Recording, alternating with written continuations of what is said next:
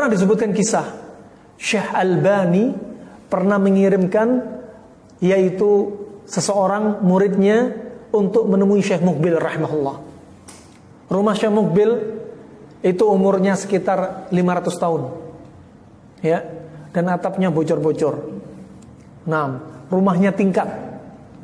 Dindingnya dari tanah setebal hampir 70 sentian. Setengah meter sampai 70 senti.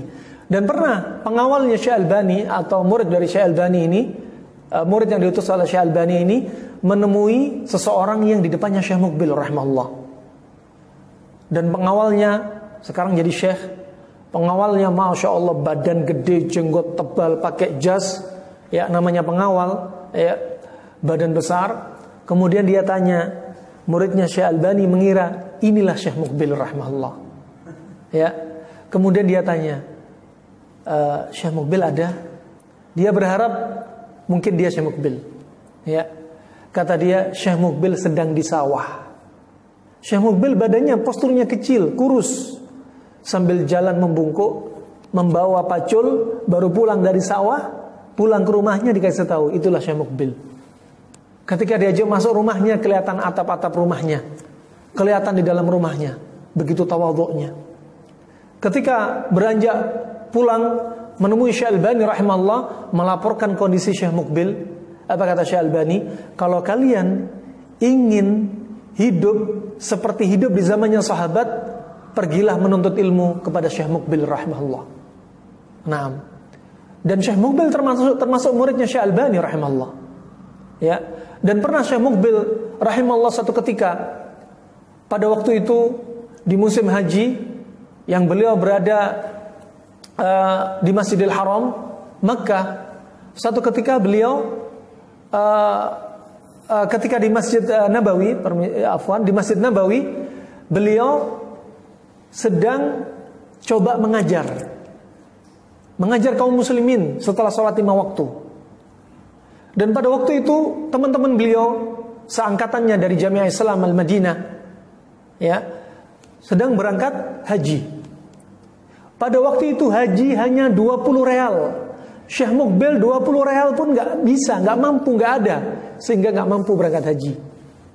Ya, dan kemudian ketika hadir di kajian tersebut yang disampaikan oleh Syekh Muqbil rahimahullah, hadir orang-orang sekitar Syekh Muqbil adalah para askar, para tentara-tentara hadir di situ. Ada salah satu tentara berusaha mendekati Syekh Muqbil dan berkata, penyampaian kamu caranya betul-betul Masya Allah, bagus sekali apa yang kamu sampaikan. Cuma satu kekurangan. Apa itu?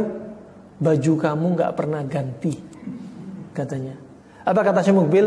Ini baju saya satu-satunya, saya cuci seminggu sekali, sepekan sekali.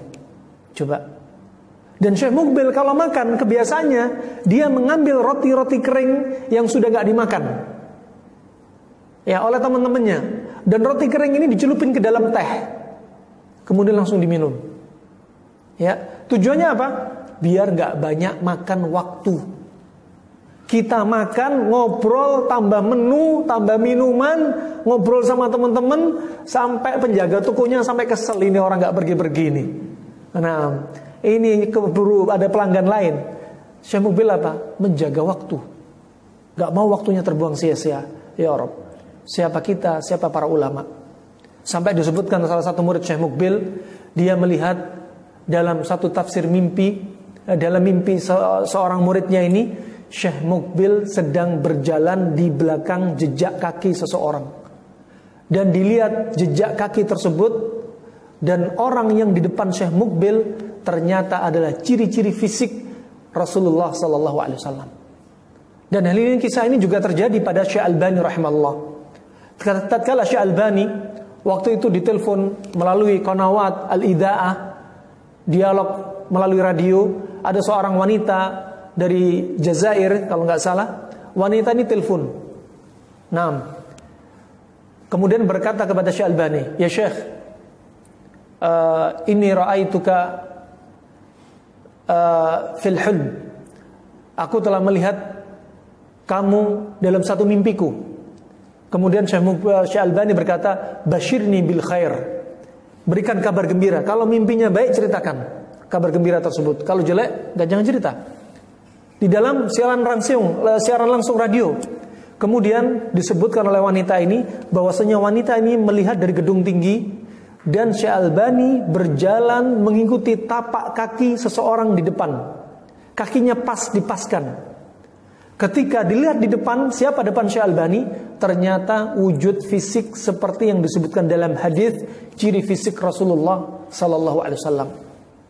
Kemudian Syekh Albani menangis dan meminta agar acara tersebut dihentikan dan ditutup. Ya Rabb, rahimana wa rahimakumullah. Demikian